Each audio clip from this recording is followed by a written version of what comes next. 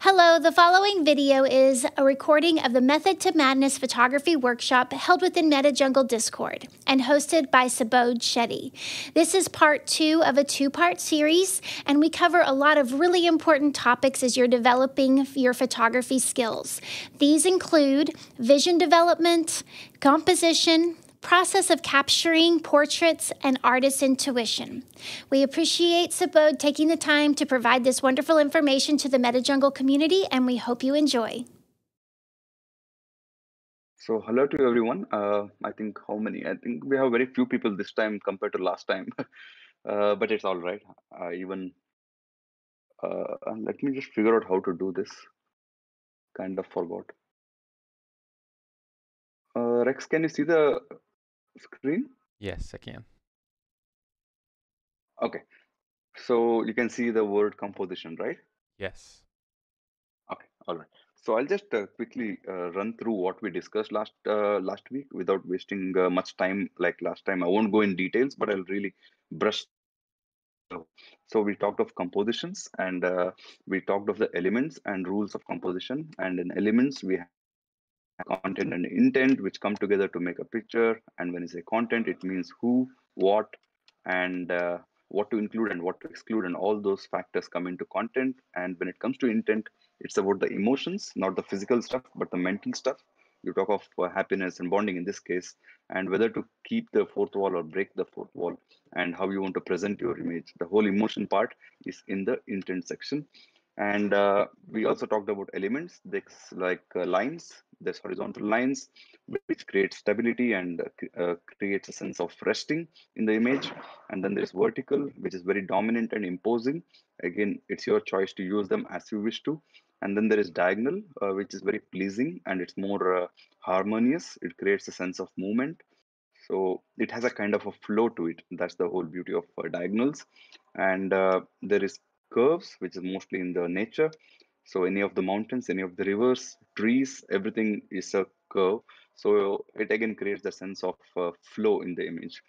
And then there is triangles, which is not like other lines. It's something you create between three elements that we discussed as you see in these images. And those are the two main part of elements. And then there is light and color, which is again part of the element. It's not a composition rule, but these are the elements. So in light, we have a figure to ground, which we discussed, where you make sure that your subject, if it's dark subject, background has to be bright, and vice versa. So that relationship is very, very important to establish. Otherwise, your images may not be very much standing out. Your subject will be lost in the busy areas of the background. So you have to always make sure that there's separation. And we discussed about color, which is warm versus cool, a very, very simple formula: red versus green, orange versus blue. Of anything of this combination always creates that kind of a good mood in the image. So always try to implement that whenever possible. That's again part of elements. And the next part was rules, where we talked of course, rule of thirds, but we discussed on how to use rule of thirds more effectively by using a counterpoint. So whatever is your subject falls in the rule of thirds, and the other half, other points where the rule of thirds applies, you put another element which kind of creates a balance in the image. So otherwise, the image will be very heavy on one side and quite empty on the major part of the image. So it's always good to have a counterpoint to create that balance. And we talked of leading lines. Leading lines are nothing but anything physical or otherwise, which takes you into the image. It has to take you to the subject. That's the whole point. Everything has to lead you to the subject. For instance, here, the tracks lead you to the subject. If the track is going in one corner and the person is on the other corner, that doesn't work. So that's about leading lines. We talked of framing, which is again nothing but framing your subjects. It could be a single subject or a dual subject, but putting them into some kind of a frame, so that there is more emphasis on the subject. It automatically communicates to the viewer who watches the image. And we also talked about layering. Layering is where you use foreground, background, and midground to create a more layer of information. This will make the person, the viewer, uh, stay a little bit longer on your images. Otherwise, we have a very, very short attention span these days. So when you have these layers, you may end up watching the picture a bit longer. So it's always good to have that element of layering in your images whenever possible, especially in street and documentary photography. And we discuss of patterns, which is a very long breakup. So patterns can be used in four ways: connecting, scaling, breaking, and accentuating. First, we talked of connecting, using the patterns and connecting the subject to it, like we saw in this case. And here the colors and the girl wearing a dress full of colors, where we connected the subject, and so on and so forth. And we discussed on how to use the pattern and scale it. There's not always a chance to connect it because it doesn't happen all the time. So you can always scale it in that case, where we scaled this single human element against the big background. And we also discussed on how to keep corner to corner, like confined. Otherwise the patterns won't work. Pattern should not break. That's the whole point. Pattern should be from corner to corner. And yeah, that's how you scale and show the scale of the place. And the next part of patterns was breaking the pattern. So when you can't do the first two, you can try the third part, where you have a consistent pattern. In this case, it's all the colors from side, which is red and pink and orange. And then there is that guy in the center holding a blue drum. So that breaks the whole pattern. So that's a way to break a pattern. And we also talked of accentuating, which is nothing but letting it grow. You don't do any of those things. You just let the pattern do the work. So end to end, it's just one thing repeating itself. It's a very pleasing, attention grabbing kind of images. You will see these kind of images a lot in National Geographic and etc. when they're trying to show the scale of any festival or anything of that sort. And next, we talked of split. Split is nothing but breaking your picture into two half with various elements which you can find in the composition. Here, the split happens because of the color of the wall. One is blue, one is yellowish. So it's two different colors. And then there is the human element who does the rest of the things. Here, it's just the light and the shadow which creates that split. Here again, the colors, and light and shadow. So in portraits, we discussed on how to go through the process of making a portrait. So the first thing we discussed was how to read as you walk the streets. You never know who you meet as you walk. So it's always better to be ready with some ideas before finding that particular subject. So reading the streets helps do that. You can keep seeing where there's the door, where there is a wall, where there is whatever, so that you can, when you find your subject, you can always use those elements to create some picture. Next thing is character. Choosing the right character, because you can't choose anyone and everyone on the street. They have to communicate something. It's always nice to have that character who can catch the attention of the viewer. So the next part was communicating. Suppose you found a person who's interesting. The next thing to do is communicate. Today, I was chatting with another person on Instagram. Sorry, on Twitter. He had some collection of portraits, and the problem in those portraits was non-communication. He just saw a person. He told, "Can I take a picture?" And he took a picture, and that's it. So when you do that, you never get that soulful portraits. The reason my portraits work, at least from my point of view, or from the point of view of the people I've talked to, is because of that reason. There's a strong connect. When you look in through their eyes, you have a strong communication happening between you and the person, because I communicate and make sure that resonates in the picture. So if you just stop a person and take a picture, you may not get that communication. So communicate with them, convince them, tell them what you're doing. If it's kids, be silly. If it's older people, do some other topic, whatever makes them happy. And once you make them comfortable, that's when the pictures happen. Like in this case we discussed, if I didn't communicate, this is what I'll end up with. And because of the communication, I end up with this. So that's what we discussed. And then we talked of, once you talk to them, they're okay for a picture, and that's when you start guiding them to a better background. Here we're talking of the background. Background is the hero for a portrait. As important as the person is also the background. So in this case, clearing up the background, we talked of how you can change the picture by just moving the subjects around and guiding them to a better background. Here we move the kid from here to the doorway, and you have a black background. And here, because of the lights, I moved her there, and so on and so forth. And next was light direction. Once you have taken them to a background, then you have to control the light. Without light, you cannot shape the face. So the same kid, the whole perspective of the face changes because the light was controlled. And same here. And we talked of composition rules. There are just three rules which I follow personally, which is a dominant eye, symmetry, and rule of thirds for portraits. So let's look at dominant eye, which is nothing but when you draw a line in center of the image, when you break the picture into two half, the line will run through the eye, which is closer to you as a photographer, to the camera, you can say, or closer to the viewer when you present it out. So here the eye, where the line passes through, is closer to us. Other one is in the background. So that's the dominant eye. That's how you need to decide. So that especially works when you angle your subjects. When you take a flat portrait head on, then you don't need this because both the eyes are dominant at that point. But when you put them in an angle, 45 degrees, then you may have to follow this rule, which makes it much more pleasing. And also, there's one thing which I didn't talk last time, which is not exactly required, but sometimes I do follow, sometimes I don't follow, depending on the subject, which is another thing called apple on the head. Like for instance, if you look at this picture, just imagine an apple on her head. That much space is there. Sometimes we don't know where to place the apple. Should I crop it to her forehead? Should I go till her scarf? Should I include some space on the top? So that's a common issue which people have. And one thing you could follow is just imagine this apple on her head, and you're trying to keep that apple in the picture as well. So that much amount of gap from the person's head to the top, creates kind of a good room for breathing.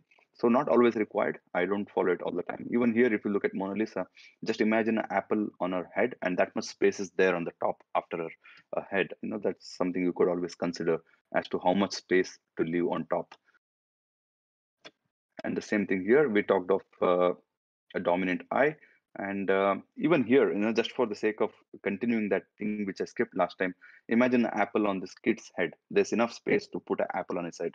That's how you imagine how much space to add on the top. So next we discussed was portraits with symmetry composition, where the line passes through the nose of the subject. So very, very simple rule again.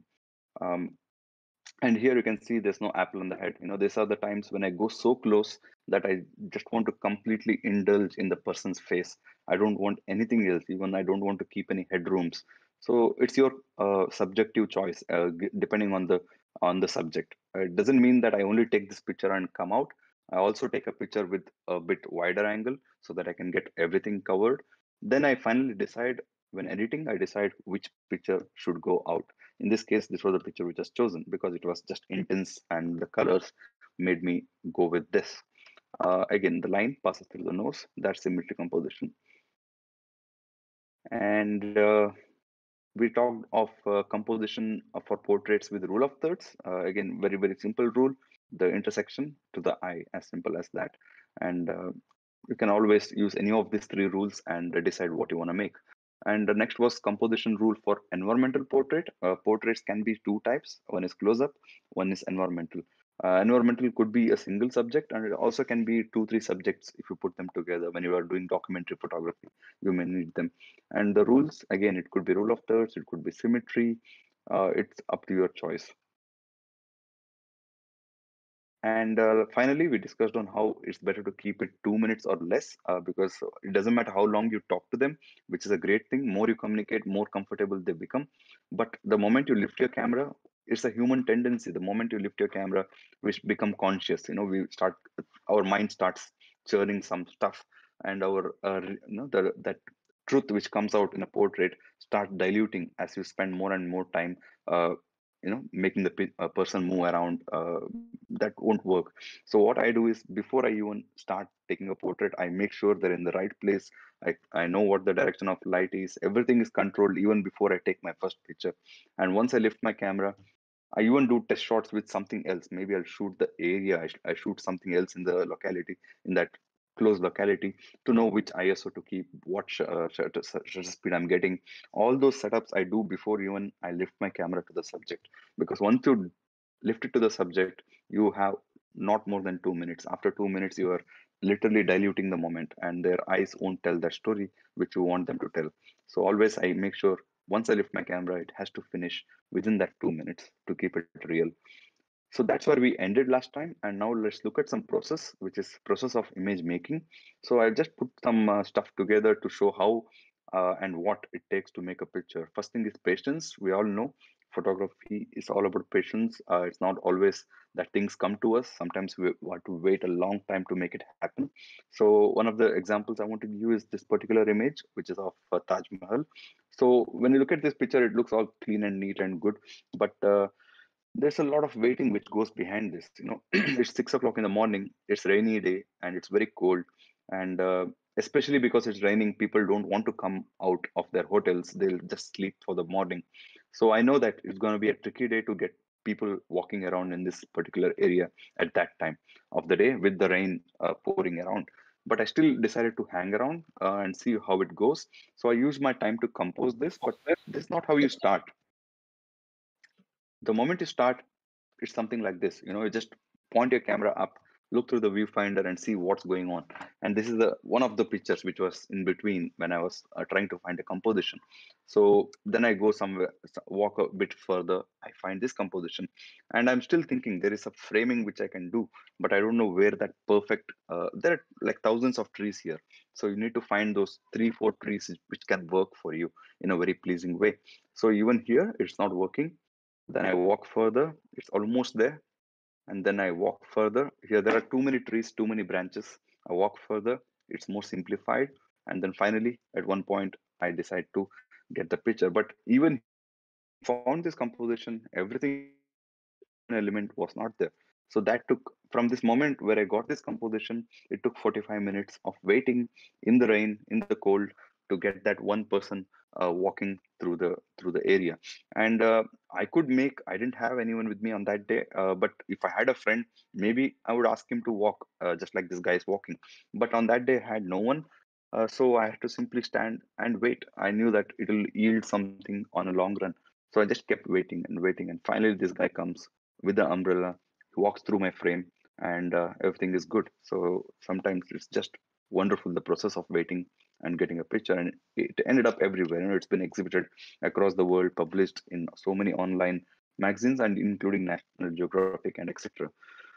The next is patience. Here again, it's a old picture, but I still include it just for one reason. Like, this is the final picture. This also ended up on National Geographic. And here the kid, the ball, the shadow of the ball, and the whole patterns in the background, the whole village, all looks fine, neat and clean. But this is not how it starts. This is how it starts. I see these kids playing, and there's a lady there in the corner who's not really important for my picture. So I had to wait through that. They're still playing, and things are getting somewhere. And then finally this happens, and after a few seconds, the moment is gone. The moment was just here when the ball and the shadow and the human element, everything is in place. And even if you look at the previous ones, we talked of figure to ground. The subject is dark, background is dark, it doesn't work. But here, subject is standing out because of the figure to ground relationship. And yeah, so that's then the moment is gone, and end of story. So you have to have the patience to wait through till the moment happens. Another one is being critical, which is very, very important, because we are fortunate enough that we can take a picture and right away look at the LCD and know what's going on. But before, in the film days, people didn't have that opportunity to analyze pictures. When we have such a great function where we can analyze our pictures right away, it's better to be very, very critical about what you shoot. This is the final output which happened, but this is how it begins. This look great. Even I have another bunch of pictures from the same angle, with the door on the side and this girl in the picture with a smile and etc. But still, at that point I could have said, okay, I got a great picture, let me move on. But I knew that I can make this better, and I had to figure it out. Like, at the end of the day, I got rid of that door and etc. I just wanted her because she's so beautiful. I didn't want anything else. So that critical uh, decisions had to be made on spot. You can't say I'll go home, maybe crop it later. No, I think it's better to always do right there and then than leave it for the later. Always be critical on the field as you shoot. And that's how you end up with a picture like this. And this picture today, fortunately, sits with Meta Girl forever. So thank you so much for collecting this picture if you're still in the room. Um, Again, being critical here, the problem with this picture, usually I would like to communicate with you and ask what's wrong with this picture. But because we are on Discord, it's, I think, a bit harder to communicate when you're running. So I'll just tell you what's wrong with this picture is the corners. One of the common problems with photography, myself included, is we don't look at the corners as much as we have to. because we always focused on the subject. Oh, he looks great. His turban looks great. His eyes look great. But what about the other things? In the corner, you can see there's a lot of highlights coming in, which is kind of breaking the picture. So one of the easiest ways, yes, I can crop it later. I can even clone it in Photoshop. But why to do all that when you're right there on the field and the person is still in front of you? So all you need to do is just turn the camera around, make it a vertical shot, and all those distractions are gone. Or even sometimes you can zoom in a little bit or go a little bit closer and get rid of those things. So it's better to clean it up there, because we, as photographers, we are really proud of our cameras. We have 45 megapixels, 50 megapixels. But if you take a picture at 50 megapixel and then crop it to bring it to the place where you want, you're right away losing all your megapixels. So there's no point of that megapixel in your sensor. So it's better not to waste those megapixels, rather utilize them, make a picture where you don't have to crop much, so that you can get all the juice out of it when you print it or put it up in some exhibitions. So next is correcting in the field. Again, almost a similar topic, which is again being very, very how to say, very critical of every single element in your subject. For instance, this picture is looking somewhere. The guy in the foreground, he's having a very bad expression. The other guy, I can't even see his face. Those two camels are colliding with each other. The overlap is not looking good. And then I move around, and this is where we have the opportunity to chimp. Chimp is nothing but looking at your LCD all the time. Once you take a picture, have a look, zoom into the picture, and see what's going on. Because you may not see much in LCD because it's a small one. So you have to zoom in and look at everything, every element in your picture right there in the field, so that you can correct it right then and there. So here, a second picture, the two camels in the background are colliding with this guy, which is not a good thing. Other camel is coming out of his head, which is totally not a good thing. So all those little things have to be corrected. And I move around, and now I have these three camels which are kind of framing this person. The other person, I can see his face, there's a light in his eye, we can see what they're cooking. So all the things are now falling in place, and this is where I decided, okay, this is the picture I want. And even this was on National Geographic. um, Next is working the scene, where you find an opportunity and you have to. It's just like the one I talked of portraits. When you do a portrait, you spend a lot of time with the person till you find that perfect moment when you can take his portrait. Similarly here, you have to work the scene. What I like here is that tent, which is creating a nice diagonal. There's two camera in the background. Those two caught my attention, but I didn't know where to go with this scene. So you have to work the scene. So you start communicating with them. You play around with them. You know, okay. um, and start somehow building the scene. You have to work the scene out and keep cleaning up things. In this case, still the process is going on. Now I'm getting closer to them, they're playing, getting involved with them, and finally at one point I put the girl here and make the picture. So you find something like this and you end up with your picture. That's a long process. And working the scene again, I have this vision in my head that I need a shot when the sun comes down, it becomes a big round ball. That's the time I want a camel to be there, and maybe some vision in your head. It's like a dream shot which you have. But this is how it looks when it begins. The sun is setting. I know my time is running out. I need to be quick and witty to get my shot. So right now, there's a lot of things wrong with this. There's a big bush in the corner, and there's some foreground elements which are creating some blur which I don't need. Way too many camels in the picture, so it's not looking good. So I start cleaning up. The camels are gone, two kids walk in, and after a while this guy is walking with this camel, and I know that sun is already becoming that big round uh, blob, and I need to be faster to clean up my image. There's still a huge bush in the corner, so I start moving myself around. So at one point I clean it up. There's still a big bush in the corner. I need to get rid of that. So I walk further, I walk to the side, etc., etc. And at one point, all those things, all those elements are gone. And now I'm in a position where things are getting better. So this guy is here, the camera is there. There's no more all those distracting elements. It's a very, very clean image. But I could have stopped right here. It looks great. The sun, the camel, everything looks great. But when you have the opportunity, work it out.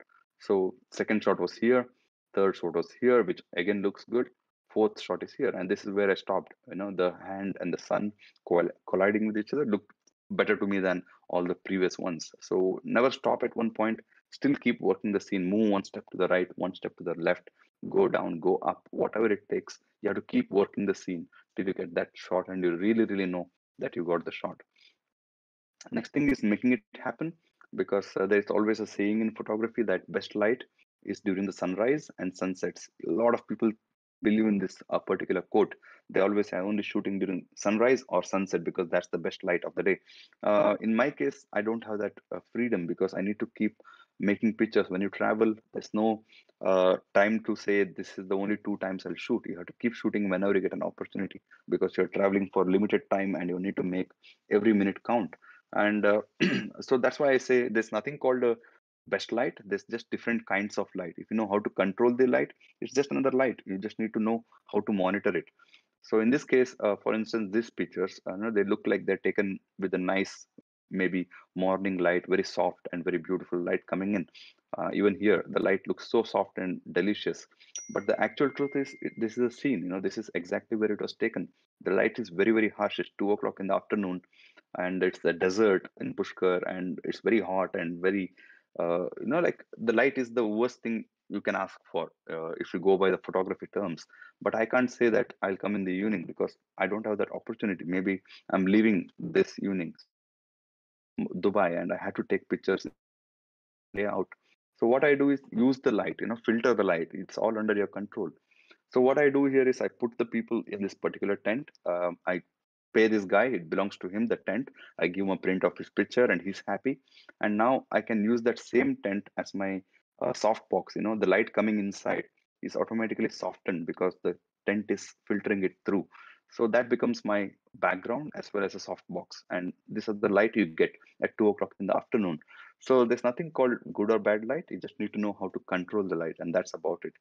So next is order in chaos, especially in streets. It's all about chaos. Wherever you go in India or anywhere else, the streets are usually very busy. It can become very overwhelming at times to understand what's going on, where is the picture. But again, if you spend some time and understand and stop and take a pause, just sit. Maybe if you want to have a drink, just have a drink or a tea or a cigarette or whatever it takes for you to relax for a while. Just sit in one place and observe the place, and you'll start seeing some order in the all the madness. When we look at too many things, that's when we find chaos. When you look at a small place and just keep observing it, you'll see a pattern happening in the area, and that's when you start fine tuning your vision. And here, that's what happened. I was just sitting there watching these dogs play. It's a beautiful sunrise, and I know that people in Varanasi keep coming to pray here because it's a very religious place. So I knew that these dogs will play a role in whatever happens in my picture next. So I just sat with them. They're doing their thing. I'm just sitting there and watching them. And then this guy comes in. He's already looking at me because he's concerned as to why I'm sitting on the ground and with a camera in hand. But I knew that this guy is gonna pray after a while because that's what they do there. And then he starts doing his thing. The dogs are still playing. It's still a chaotic moment, but I need to find that order.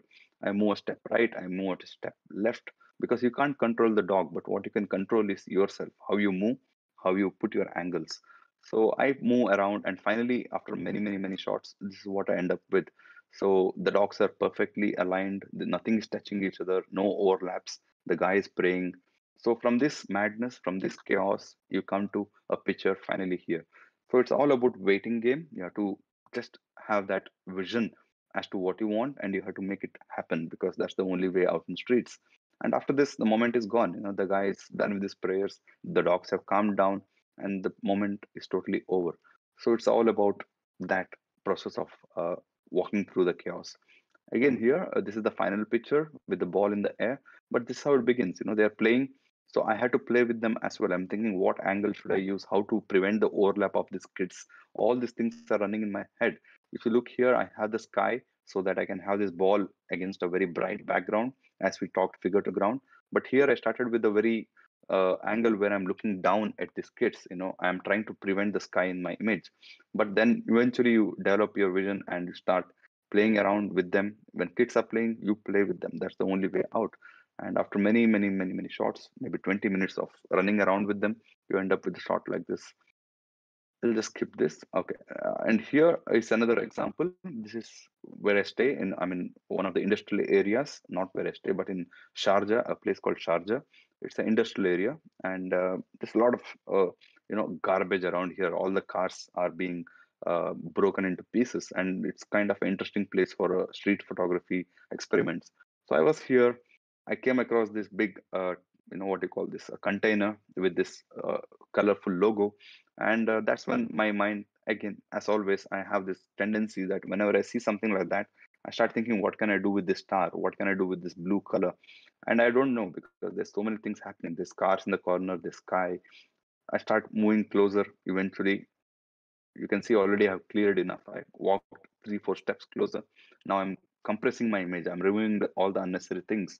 There's still that sky which I don't like. There's still that truck in the corner which I don't like. I walk closer.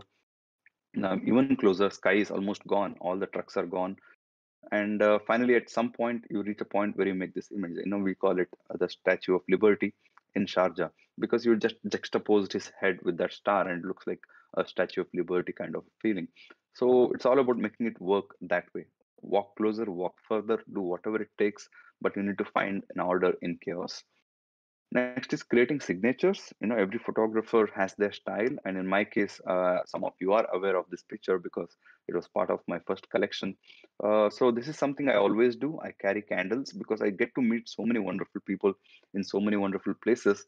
So I thought there should be something common between all the places I travel, and that's when I came up with an idea to create these images as well. So wherever I go, whichever culture I meet, I make sure that I have one with this kind of setup.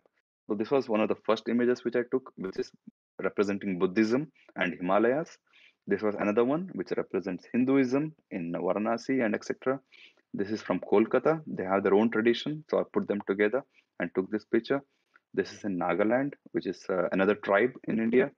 And similarly, the whole process. I have many more pictures which are not included here, but that becomes like a theme. And then I started using candles everywhere I can.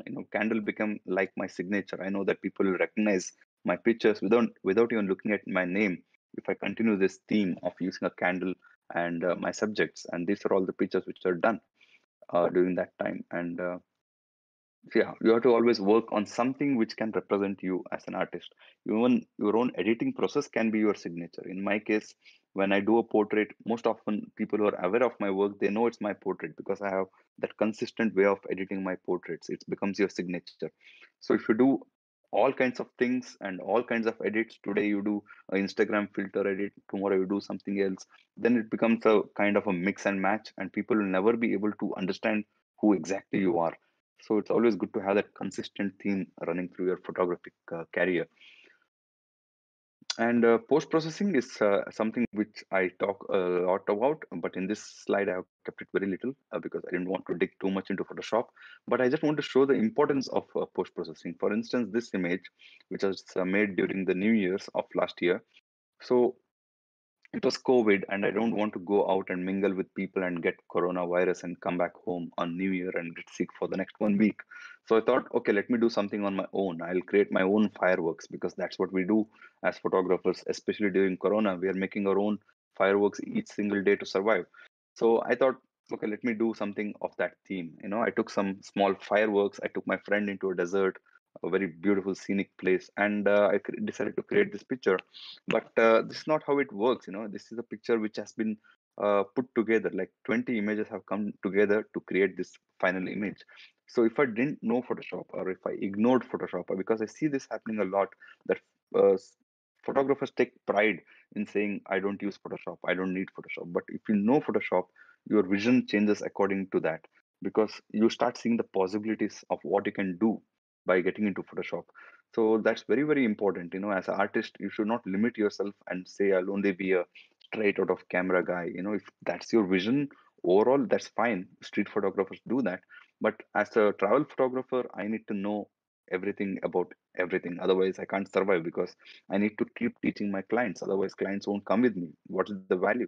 So that's one reason. And secondly, it helps you vision things which are not even existing, like this picture. If I took single picture here, you would see one small streak of light of a cracker going up and bursting into flames. It would be one single streak, and that's it. But I did 20 pictures and combined them together, and that creates this final output. Without post processing, this image would not even exist. And same here, when you're doing lightning, you have no opportunity to really say I'll get all the lightnings in one picture, because the lightning comes once in 5 minutes, for instance, and you have to keep capturing the pictures like a time lapse. You just keep going on and on and on for next 2 hours, and the lightning comes whenever it comes, and your pictures are capturing them one at a time. Then you come home, put them all together, and see which lightning looks better, which lightning didn't really have the power, and then you put all of them together, merge them together, and make it a final picture. It's not a manipulation. It is a manipulation, yes, but still it's something which happened right in front of my eyes. So something which you show as a photographer, your vision of what you wanted to show. It's not the exact reality, but still it was a reality at the same time. So that's what Photoshop does. And even here, like for instance, in this case, I was using a 800 mm Nikon 800 plus a teleconverter, which is two times teleconvert, 2x. So I had a 1600 mm zoom in my hand. So when you're at that extreme focal length, I use that focal length to make the moon look huge, because that's what happens when you use longer focal lengths. You compress the image, and I wanted, that was my vision, because I have tried this picture. It happens maybe 2 times a year you get this angle where you can shoot this. So I had failed 1 year before, because I was not into Photoshop at that time. But then I decided, okay, now I know Photoshop, let me go back and give it a perfect day where it would all come together. So I was here, what happens in that is, if you focus on the moon at that focal length, your foreground will go completely blurred, because you just can't manage that depth of field. At the same time, if you shoot the foreground, if you focus on the foreground, moon will go all blurry.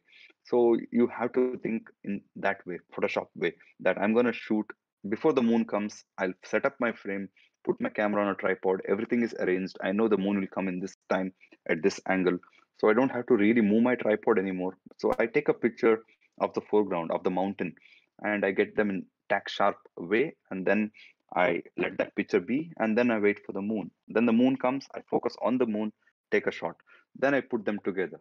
That's how you create these images. Otherwise it's just impossible to get everything in focus. So Photoshop is again very, very important for these kinds of images. And same here, at this point, it's my friend Sajin. Most of you know, he's a great NFT artist. So he was there with me on this day, and we made this picture. But the Milky Way was coming after maybe many, many hours. I didn't want to waste my time, because I know that I have a Milky Way shot from this area which I've taken before. So I decided to merge them together. I took a shot of Sajin holding that flame. I made this foreground picture all well in focus, and then I merged a picture from a previous shoot from the same area, and I put the Milky Way in the background, and I created an art. And I'm open about it. When I post, I tell everyone, okay, this is the fact of how this picture happened. So it's nice to have that opportunity to play around. Sometimes you want to create that fairy tale images, and in that case, you need the power of Photoshop and post processing. Same here. Here again, I mention it very clearly everywhere I post, that this is two images coming together. It's not the actual reality, it's just my vision. I wanted the image to look like this, and that's the reason I created it. Here the foreground, the whole desert and the tree, that was taken at 400 mm, and to compress, again I wanted to push so in with the zoom lens that it creates a compression between those layers of dunes. And 400 mm was for the foreground. Then in the same place, without much, we're in the same area whole night, because I knew that I'm going to do deep space, and when you do deep space photography, you have to stay overnight to shoot that particular thing. So I took this shot just after sunset of the foreground with the blue hour, and then I took the shot of the Milky Way in the same place, but with the 200 mm, 70 to 200, so that I can put all of them together in the final image.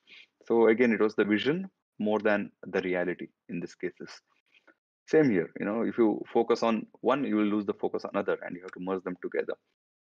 So that's the use of post processing. I have many, many more images of that kind, but I didn't want to talk. But my whole wildlife collection, which is now released, tomorrow it's going to come out. If you look at those images again, those are all the images which are real. Of course, those animals are there and everything is as it is. But I wanted to make them look dreamy, so that there's more attention to these animals. And also the picture looks great. So that's why I spent a lot of time on Photoshop. Each image in that collection took maybe 2 days to finalized, because we have to do so many little things to make them look extremely gorgeous. And those are all the power of post processing. So it's very, very important to learn post processing as a photographer. Next thing is tech talk, which is, I don't do much of tech talks. So it's very simple. Let me just come back. Here it is. What I do is 99% of my shots, which I take during the day when the sun is out, is in aperture priority. I know every photographer has their way. Some swear on uh, manual mode. They can't just think of anything else. Some people like shutter priority, especially sports photographer and etc. But in my case, I've always been an aperture priority guy, because what happens in aperture priority is you select the aperture. I tell my camera 2.8 is what I want for this portrait, and I set up the ISO. ISO you decide. Yeah, I'd say ISO maybe 400, and 2.8 is my aperture. Camera takes care of the shutter speed. So what happens with this is you're very, very fast. When you do this kind of aperture priority, you don't waste much time in setting up everything. For me, that's the most important thing, especially when you're on streets, for instance. The moments are flying so fast, you have to be very, very quick in order to get this shot right. Your aperture, shutter speed, ISO, moments are flying right in front of you as you're doing that. And that's the reason I use aperture priority, because when I'm walking on a street, I see a subject who I want to make his portraits. I keep aperture 2.8. I'm on the streets and I want to take a street shot. I make my aperture f8, and that's it. F8 and 2.8. My aperture is only rotating between these two places, so that I am not wasting any further time on my camera. Rather than that, I'm looking at what's happening in front of me. And the ISO is the only other thing you control when you're shooting aperture priority. And ISO is something I keep depending on my shutter speed. When I increase my ISO, my shutter speed will start going up. Most of you know that. So I want a shutter speed of minimum 1/50th of a second, or 1/100th of a second, because that's as low as I can go to keep a handheld shot. So I just increase my ISO to get that shutter speed and keep shooting. As simple as that. So as I told, I don't like to do tech talks because it's all very subjective. When you're on the streets, you have to decide these things immediately. So it's not really uh, useful to talk about it on a computer screen. But basically that, I shoot aperture priority 2.8 for portraits and f8 or f11 for streets on the wider angle. Um, Another thing I wanted to show before we conclude today, as I told, it's a very small slides. Last time I had a longer one. Is never fear ISO, because it's something I see a lot in my workshops when I do. People are scared of ISO because of the noise, and they think the picture won't look good if you have the noise. But for me, I would rather have a picture than not have a picture because of the fear of ISO. And nowadays, cameras have become so powerful that it doesn't matter. Even ISO 12,000, you can get away with a clean picture most often. So I just want to start and show you what happens when you increase your ISO. And I didn't even consider 100 to 800, because those ISO, we all know our cameras are very much capable to handle those 3 digits. So I wanted to go directly from the ISO 1000. So this is the ISO 1000 image, and there's hardly any noise, right? Of course, there won't be. This is 1250. This is 1600, and it's still very, very clean. This is a 2000 ISO shot, and it's super clean, because at this night situation, if you don't make a ISO 2000, you just can't get away with these shots. You can't put a tripod on the street because it can become complicated. So only way is to increase your ISO, and ISO is your tripod literally, because you can do handheld shots comfortably. This is 2500, this is 3200, this is 4000, and this is 6400, and still the image looks completely fine. This is 10,000 ISO, very, very early in the morning. This is 12,800. This is 20,000 for. I never use this picture. Sometimes you just increase the ISO to see where your camera can go. And these are all those experimental shots, 20,000 ISO. This is a 32,000 ISO. And still at this high ISO, the pictures are still looking okay. Of course, it depends on the camera you use. Not all cameras are capable of this. But most often up to 12,000 ISO, you can easily go, and you can get away with a clean shot. And that's I've seen, and I add this slide mainly because people, at least in my workshops, are scared to increase their ISO. But we need to do that in order to not miss any shot. And finally, I want to talk about cameras because we all know Nikon, Canon, Sony. It's one of those beautiful debates which never comes to a conclusion. So we don't have to debate it at all because at the end of the day, camera is a camera. Even if it's iPhone or a Samsung, it doesn't matter. Camera is a camera. You are the one who decides the composition. You are the one who chooses the moment. You are the one who controls the light. So all camera does is just click that particular thing. Uh, what you fed the camera is what you get. You are the ultimate author. So this is the reason why I have this, because I want to usually show this slide to show that any camera can do a job as long as you know what you're doing. So I do this small experiment in Dubai when I'm free and I don't have anything else to do. I do a project called Shoot Them All. Shoot Them All is nothing but I go to a friend, I ask him which camera do you have. He'll say, suppose in this case Canon 100D. It's the most basic cheap camera you can buy from Canon. I tell him, okay, give you a camera for 3 hours. I'll return it back later. So I go on a shoot them all mode. I take the camera, go out for 3 hours, make a picture, and give it back to them later. So I just wanted to experiment and see how many cameras I can use and what kind of pictures I can make. So it's been a great fun doing this small little game. So this was one of my friend Canon 100D, the most cheapest Canon you can buy, and the picture still looks great. This is a 550D, which is again a very cheap camera from Canon. This is a 600D, and this picture worked really well.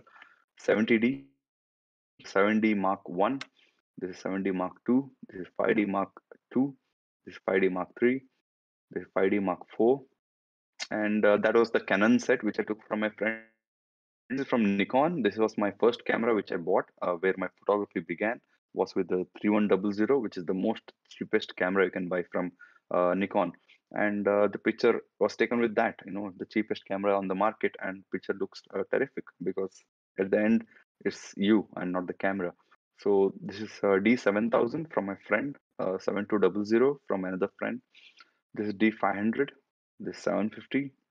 This is a D800, and D780. I have a video, but I'll skip that.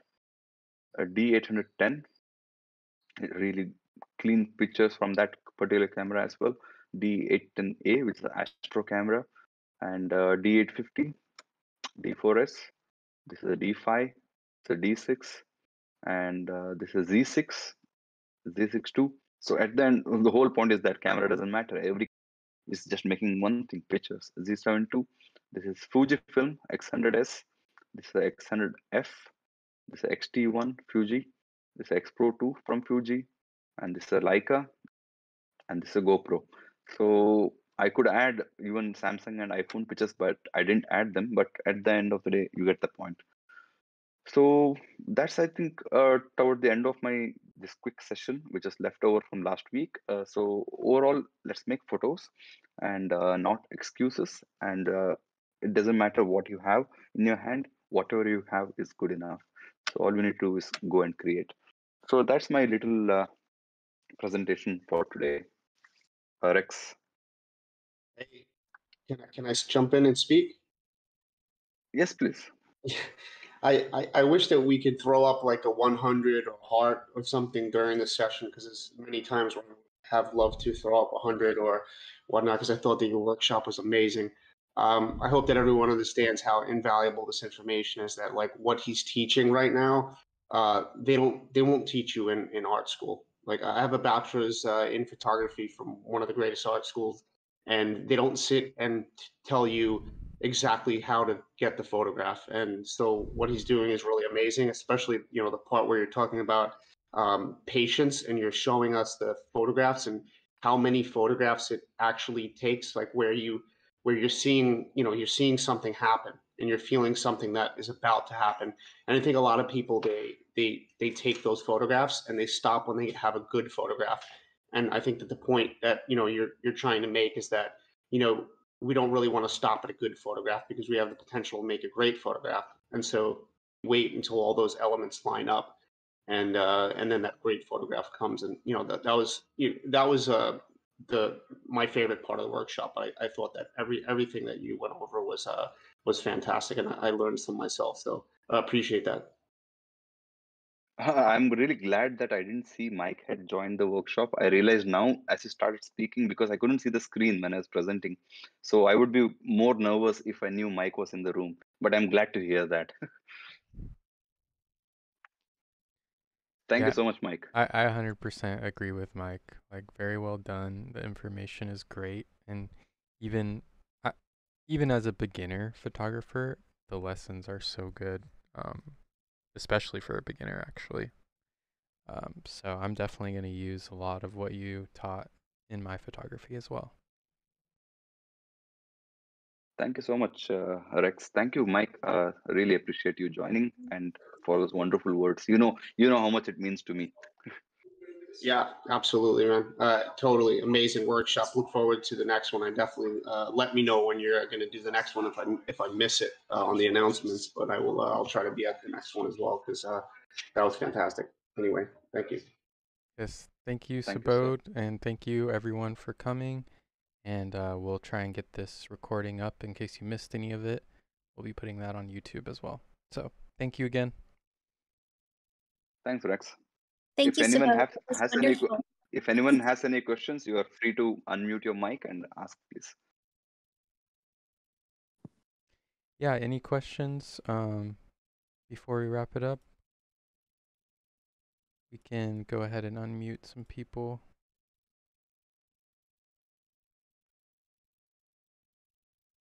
Give me just 1 second to do that. Looks like a quiche, I think is how you say it. Might be typing. So if you would like to unmute your mic. Akshay. Thank you. Akshay, if you would like to unmute your mic, you can. I noticed you were typing in the chat channel. You might not be able to hear me. Hey, yeah, I mean, I don't have a question. I was just going to say thank you to Subodh and MetaJungle. That's all. Thanks, man. I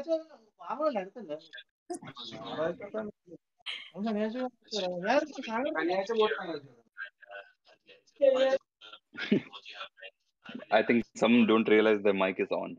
Yeah, It happens. Yeah. I muted them. But yeah, if there's anyone else, I've unmuted everyone. And I agree with Mike. It's from coming to, that's the biggest difference for me from Twitter Spaces to Discord in this format is we get so used to being able to react during the process, silently react. It's a challenge. You automatically want to be sending, hundreds or hearts throughout because there's definitely points throughout that were really, really hit home. And I love seeing all the images too. That's such a treat, Subodh, to get to see so many images from your collection. Thank you so much, Emma. Really appreciate it. Nice to have it from a collector. I look forward to collections in the future. Sorry, I had a question, but I had issues unmuting my mic because it was blocking me from doing so. Okay, go ahead. Can you hear me? Yes, go ahead, please. Yeah, so Subodh, thank you so much for this workshop. It was awesome. I didn't plan to join in, but I just joined in because I saw it was going on. And really, it was an eye-opener. It was great hearing from you, and you're so versatile. You've tried almost all kinds of photography. So you really have a complete vision on, how to manipulate your camera and the situation around you and, monitor your time to get a certain shot. So that's awesome. I actually I have a question about street photography. This is one area I'm really hesitant to explore because I'm afraid of taking photos of people. I don't know. I'm afraid I'll offend them or, I'll make people feel weird. So how do you overcome this when you shoot your subjects? How do you try your best to, respect your subject and I'm not talking about portraits, it's street photography.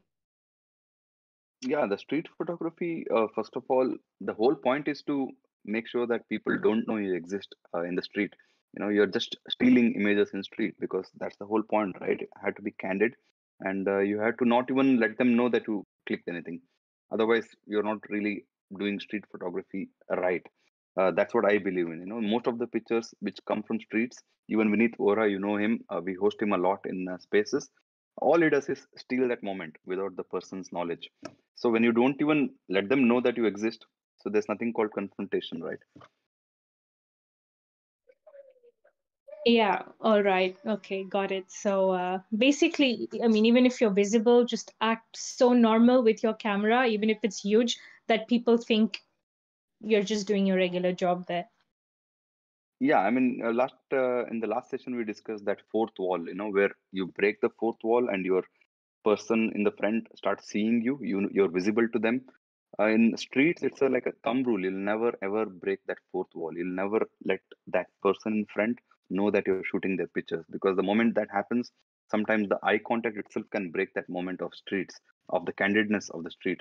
So when you talk of hardcore streets, most often they don't even know that you existed. You just be there, take it, and move on. And mostly the small cameras help, like Fujifilm uh, series is excellent for that reason, because you can just sneak in and sneak out. A GR, which is a great camera for streets. There is, of course, Leica, which is quite cool because it's small.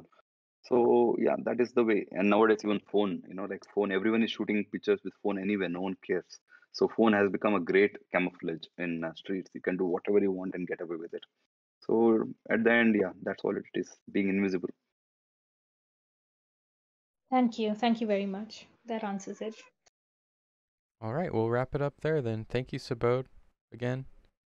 And if anyone missed the session from last week, which this was a continuation of, if you look in one channel above this voice channel in the workshops replays, you'll find a link to that workshop, which was excellent as well. So if anybody missed that, that's where you can find that information. So, and thank you, Subodh, very much for your time today. It was wonderful.